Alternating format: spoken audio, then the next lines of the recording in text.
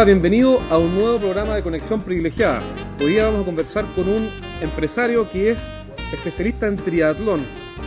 Emprendedor, fue vendedor, ingeniero, nunca supo por qué estudió ingeniería, así que hoy día vamos a conversar con don Marcos. Bienvenido, don Marcos Nicolaide. Mucho gusto, gracias por la invitación. Don Marcos, ¿por qué estudiaste ingeniería si nunca sabías para dónde ibas? ¿Cómo fue esa historia? No es no es tan así. Yo quiero poner un poco suspenso al programa. Parecido, pero... O sea, lo que pasa es que en la época de nosotros la única obligación era estudiar y ser buen alumno. Y claro, si eres bueno para matemáticas, como que no tenías mucho que cuestionarte, tenías que estudiar ingeniería.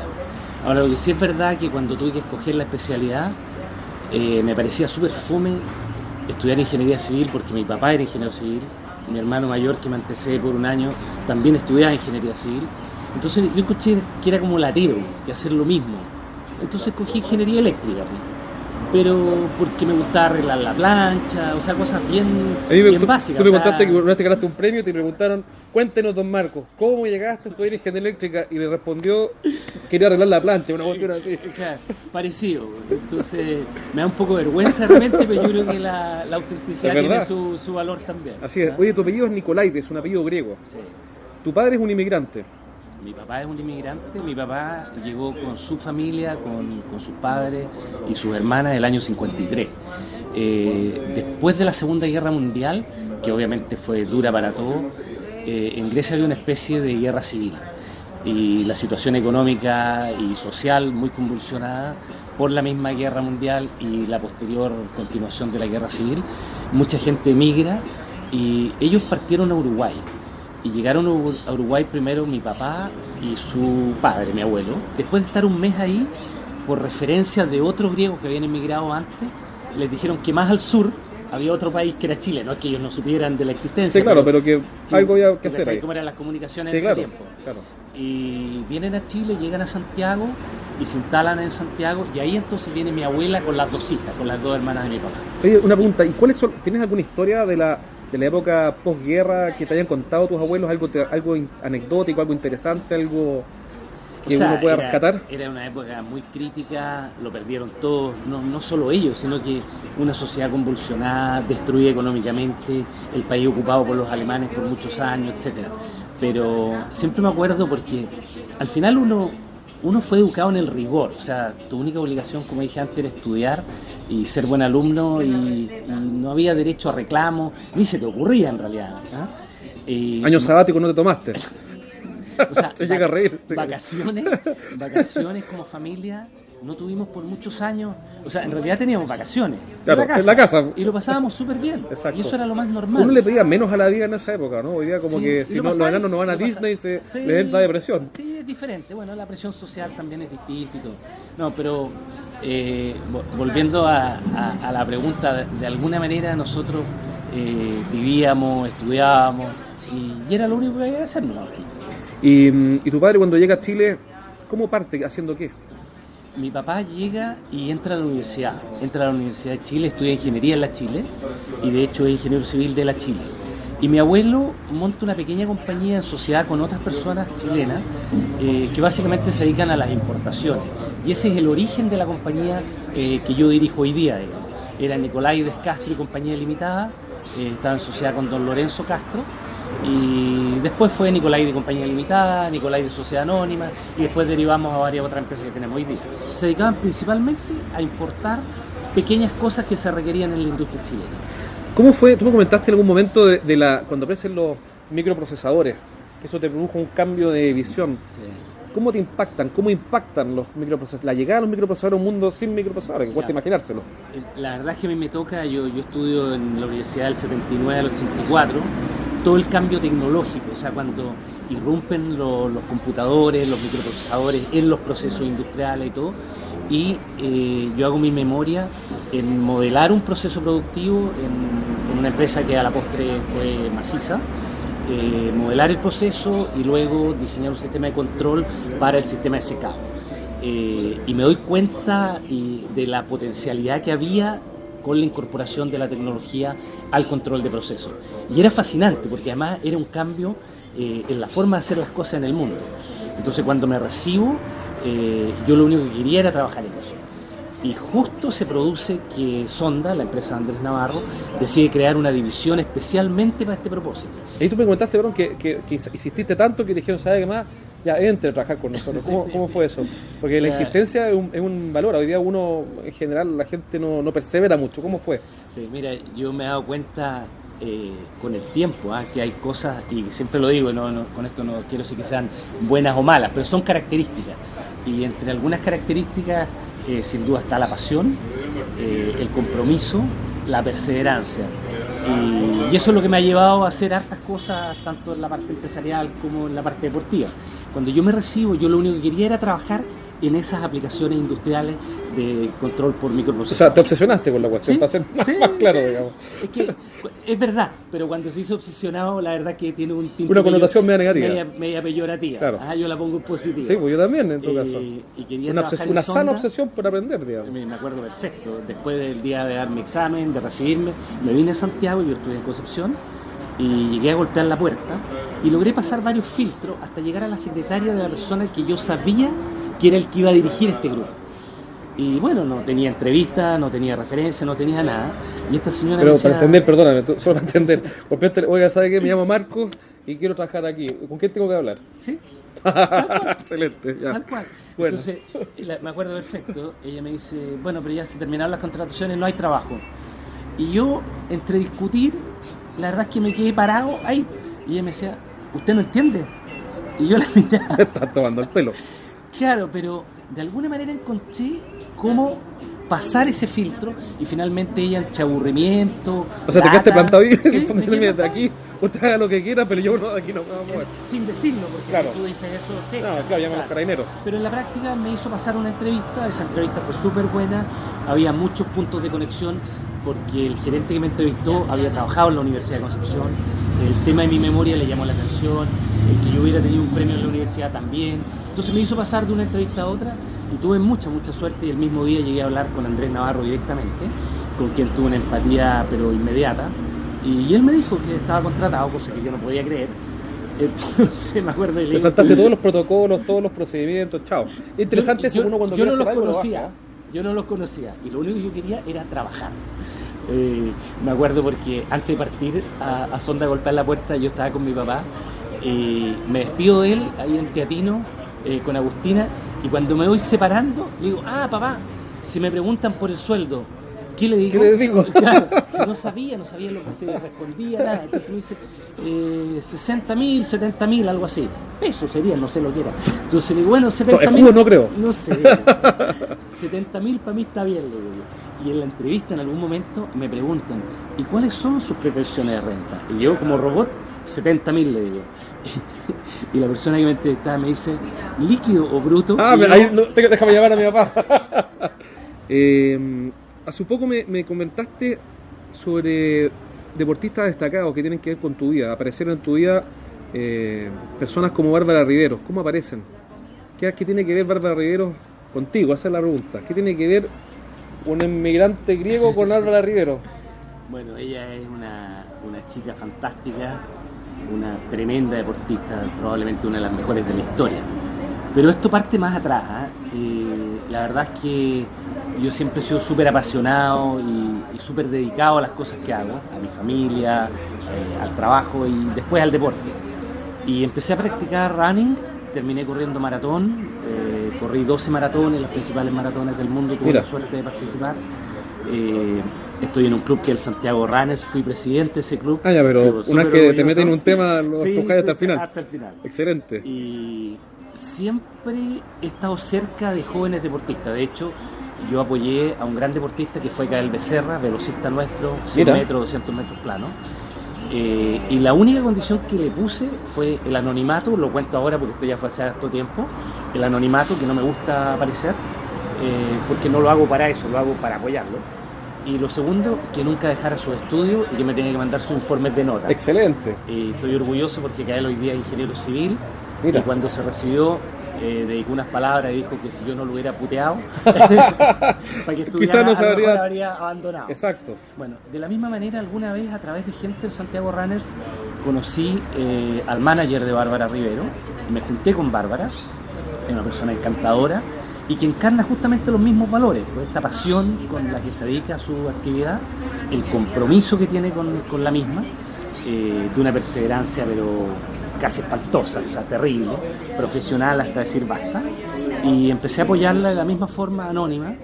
Estuvimos juntos 6 años, estuvimos juntos en Londres primero, donde no tuvo buenos resultados por una serie de razones técnicas también. Fue súper criticada porque el ambiente nuestro es bastante pobre, entonces no comprenden bien los procesos y son muy duros y a veces injustamente. A veces los juicios son muy ligeros, no tienen todos los antecedentes y uno emite juicio nomás, ¿no? Y sabes, la carrera de un deportista es una carrera súper compleja, muy técnica, y por lo tanto para opinar hay que saber. Pero lo importante es que seguimos adelante. Bárbara llegó al tercer ciclo olímpico para ella, que fue Río. Tuve la suerte de estar en Río. ¿Cómo le fue en Río? Fantástico, salió quinta. Mira. Y mira, era la mejor carrera que podría haber hecho. La gente cree que podría haber salido tercera en algún minuto. Hay que mirarlo de otra forma. Delante de ella hubo 4 atletas, excepcionales todas. Detrás de ella hubo más de 25 atletas tan excepcionales como Bárbara. Mira. Entonces, esta cosa, obviando Gwen Jorgensen, que era claramente la favorita y que está en un momento excepcional, el mejor de su historia, el resto son atletas, pero top, y puede ganar cualquiera. Entonces, ha sido maravillosa, ella es un ejemplo para nuestra juventud, es un ejemplo de compromiso para el deporte, y por eso estuve con ella todo este tiempo. Y ahora, bueno, ella sigue adelante y ya es grande. ¿Eh? Oye, cuando yo te escucho hablar del deporte, también te escucho hablar de negocios. Es el mismo lenguaje, son los mismos principios, la dedicación, la pasión. ¿Cómo combinan las dos cosas? ¿Qué tiene que ver una con la otra? Son súper parecidos. Cuando tú te dedicas al deporte en forma intensa, planificas lo que vas a hacer, es una planificación al menos de mediano o largo plazo. Una maratón es algo que se prepara mínimo 6 meses, a veces tú te preparas de año en año para ir a una maratón. Ahora estoy en triatlón en la Católica y es un poco lo mismo. Tú vas haciendo con suerte 2 medios Ironman por año, logras hacer. Requiere mucha dedicación, son muchas horas, seguir planes de entrenamiento, ser obediente, aunque no lo creas, uno obedece. Claro, ¿tienes un coach? Sí, hay entrenadores en cada disciplina, en natación, en bicicleta, en running, y hay un masterhead arriba, que es el que dirige el sistema, y tú realmente eres un profesional siendo amateur a la vez, porque obviamente tienes tu vida familiar. Claro, no te dedicas 100%. Imposible. Así.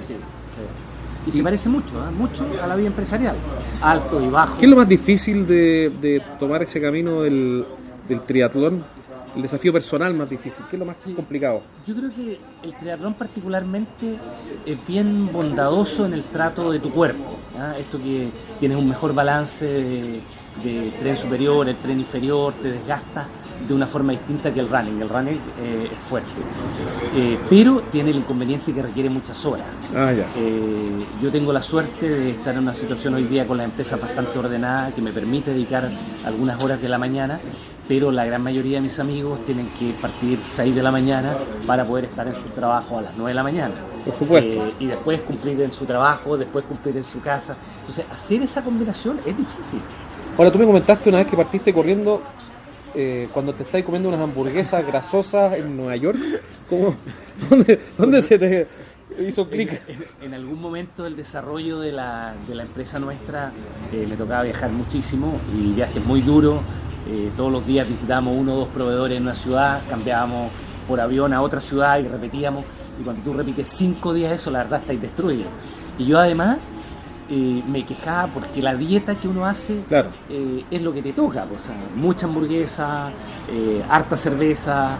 Entonces de repente con el colega con que estábamos viviendo esa etapa, yo digo, esta weá no va a funcionar. Nos vamos a morir aquí comiendo. O sea, probablemente no es nada, claro, para lo que uno se puede imaginar, pero para nosotros era medio chocante, porque claro, era repetir papas fritas y hamburguesas todos los días. Desastre. Y literalmente fuimos a una tienda de deporte, nos compramos zapatillas, shorts, poleras, y empezamos a correr. Y partiste corriendo con Forrest Gump y no paraste más. Sí, de a poco, y fui subiendo el volumen, me creía la muerte cuando corría 3K, cuando corría 5K, y de repente terminé corriendo maratón y después repitiendo una, otra. Ahora, los negocios se parecen en ese sentido, porque uno parte de a poco y no te das cuenta y miras hacia atrás y es una suma de pequeños pasos, ¿no? Sí, y sabes que en general uno no mira mucho para atrás, yo suelo mirar más para adelante, soy bueno para borrar los detalles negativos que te afectan y más bien para quedarme con las cosas positivas.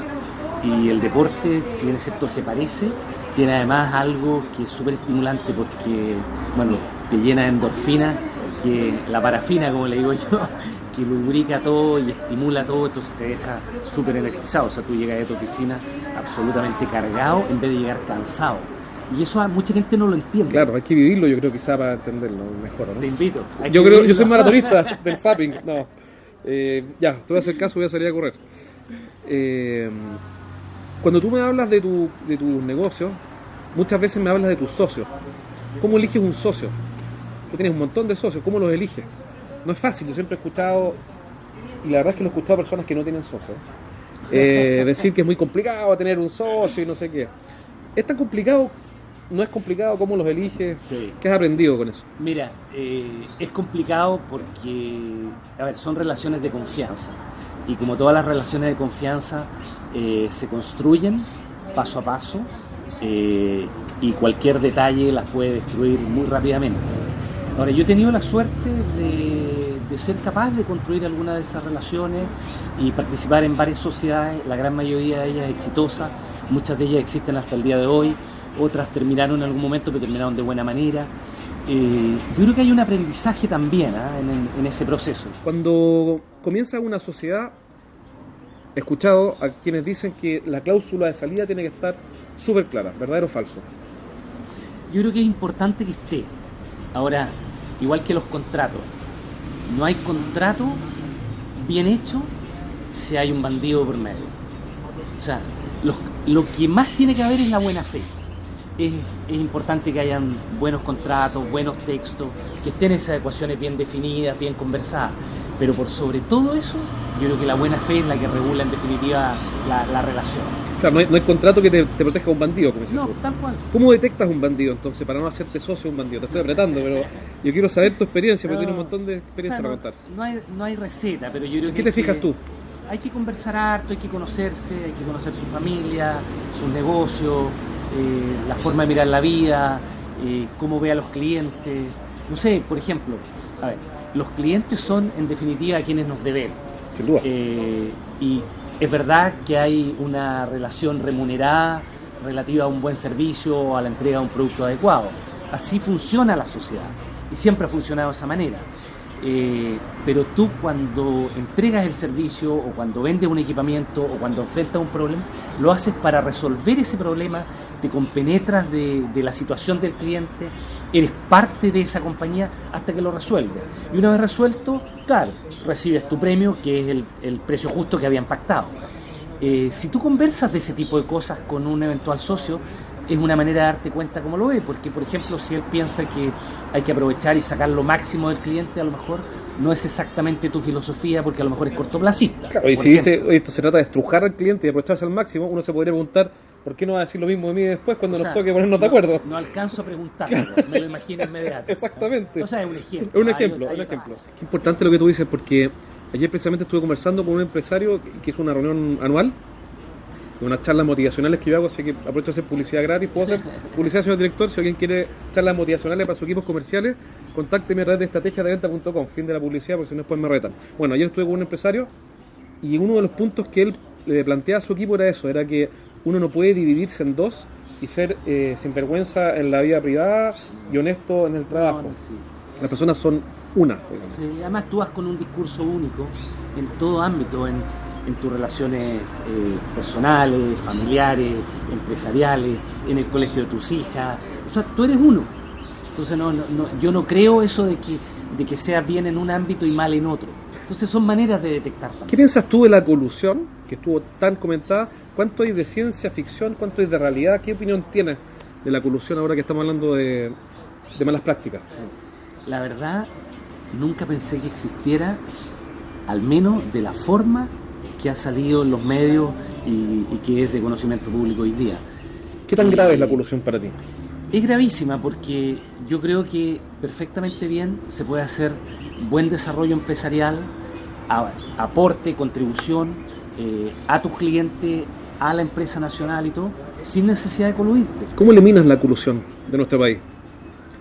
Yo creo que hay un tema de educación de por medio. Es como la corrupción en cierto modo. Yo me acuerdo alguna vez en una empresa grande, estatal, donde siempre hay rumores y cosas.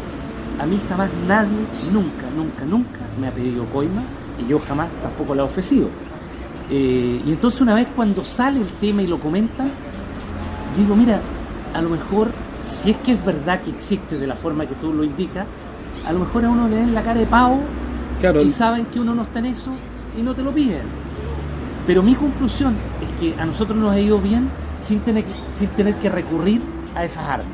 Entonces, yo creo que no es la manera. Pero pregunta, ¿pero cómo eliminas la colusión? Una forma es educando, perfecto. Sí, no, pues tiene que haber una buena regulación, tienen que haber sanciones absolutamente ejemplares. ¿Hay libre competencia en Chile o no? Yo creo que en muchos mercados sí la hay. Nosotros estamos en el mercado vitivinícola y competimos duramente en unas aplicaciones con 2 o 3 competidores grandes, en otras con 3 o 4 otros no diferentes. Está tan concentrado ese no, mercado, para nada. Esa industria. En la industria petroquímica nos pasa lo mismo, en la industria de aislación térmica nos pasa lo mismo. Ahora, me da la impresión que en los grandes servicios el Estado ha fallado en la regulación. O sea, a ver, el típico ejemplo, las autopistas urbanas. Sin duda un gran progreso, pero da la impresión que les quedaron algunas cosas mal. Entonces, yo no quiero ser el criticón que opina que el contrato quedó mal, pero si a la postre, con el correr de los años, tú como autoridad te das cuenta que hay algunas cosas que no están bien, yo creo que es tu obligación corregirlas. Y llama la atención que hay muchas de esas cosas que se critican que han perdurado en el tiempo 10, 15, 20 años. ¿Cómo se explica que lo que todos sabemos que funciona mal, como por ejemplo la estructura de contrato del Transantiago, por dar un ejemplo, cómo se mantienen las cosas mal hechas siendo que todos sabemos que funciona mal? ¿Por qué pasa esto? Sí, la verdad es que no hay voluntad de hacerlo. Sí, no es a mí a quien debe preguntárselo, pero ¿qué crees tú? O sea, yo creo que es un tema de las autoridades políticas. Eso depende de ministerios en general. En este caso el Ministerio de Transporte probablemente. Hay otras situaciones que dependen del Ministerio de Salud, de distintos ministerios. Y no sé en qué se tranca. No quiero pensar que es por favores, por prebenda. A veces es incompetencia, a veces es dejación, a lo mejor los equipos profesionales no tienen el tiempo, no lo sé, pero claramente hay cosas que no están bien y que a la postre significan que hay gente que trata de invalidar el modelo. Y eso es triste. Exacto. Claro, porque el modelo concesiones es malo porque tal cosa y no es la conclusión correcta. O sea, mira tú el ejemplo, la discusión que hubo respecto de las concesiones de hospitales. El resultado neto, no se hacen concesiones, no se construyen hospitales. Y probablemente lo que pasaba no es que las concesiones per se son malas, sino que quedaron mal reguladas. Bueno, entonces lo que hay que hacer es regularlas bien. Exacto. Yo creo que por ahí va la cosa. Lo entretenido de entrevistar a Marco Nicolaides es que tiene respuesta para todo. Eso es muy entretenido, así que vamos a seguir haciendo algunas preguntas difíciles. ¿Emprender en Chile es fácil, verdadero o falso? ¿Qué opinas? No sé si es fácil o difícil, pero es absolutamente factible. O sea, de hecho, yo cuando dejé Sonda en el año 90, mi papá continuaba con el negocio de mi abuelo, que básicamente era el de filtrar líquido. En ese tiempo era la filtración de cerveza, que después derivó a la filtración del vino. Y hemos desarrollado una cantidad de aplicaciones, una cantidad de empresas diferentes con los años.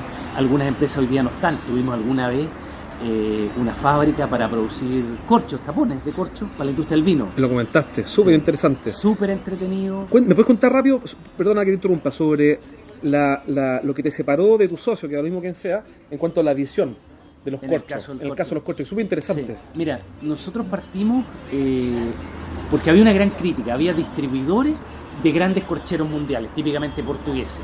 Y los distribuidores, yo antes de entrar en el negocio me documenté con esos distribuidores que iban a ser mis competidores, mis adversarios comerciales, y mucho con los clientes, con las viñas. Todas las viñas querían más competidores, querían mejores productos, eso es natural, un mercado abierto. Y los distribuidores se quejaban de que sus proveedores cada cierto tiempo le hacían un despacho de producto que la postre estaba no conforme y le generaba un montón de problemas posteriores. Y dándole vueltas, yendo a ferias, conversando con potenciales socios para este desarrollo, llegué a la conclusión con mi papá que lo más adecuado era asociarnos. Entonces decidimos asociarnos con este productor portugués. Todo el mundo estimó que estábamos locos porque nos iban a pasar mil cosas. Y la verdad es que fue una sociedad fantástica. Y operamos y en 3 años pasamos de no existir a ser el segundo o tercer mayor corchero de nuestro mercado. Fantástico. ¿Y qué nos pasó?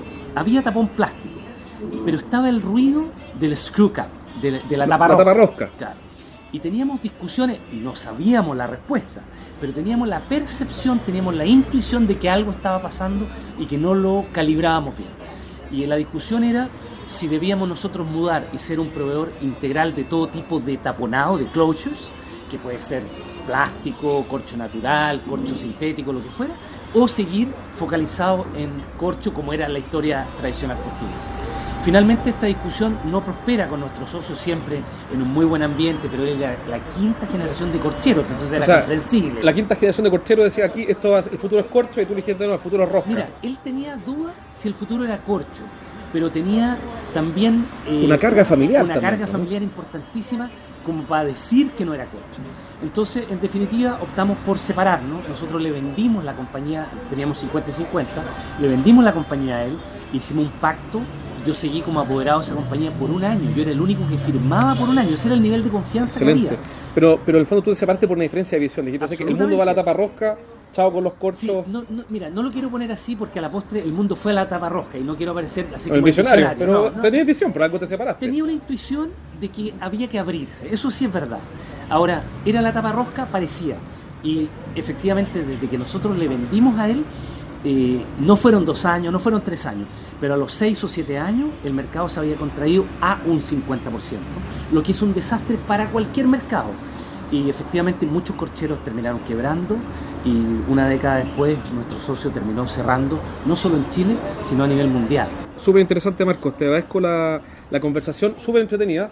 Pregunta, si es que hay un deportista que quiere secretamente ser apoyado por don Marcos Nicolaides, ¿está disponible? Siempre. Perfecto. De hecho, entonces con el productor yo voy a empezar a rotar para que nos pase un chiquito. Está bien, está bien. ¿Cómo te pueden contactar? Bueno, es súper simple. mnicolaides@nicolaides.cl. Perfecto. mnicolaides@nicolaides.cl. Excelente. Pero si algún deportista quiere contactarlo, prepárese. Libreta nota. ¿Qué más? Que nos puede repetir. Buena conducta. Y buena conducta. Excelente. Nos vemos en un próximo programa. Salud. Gracias.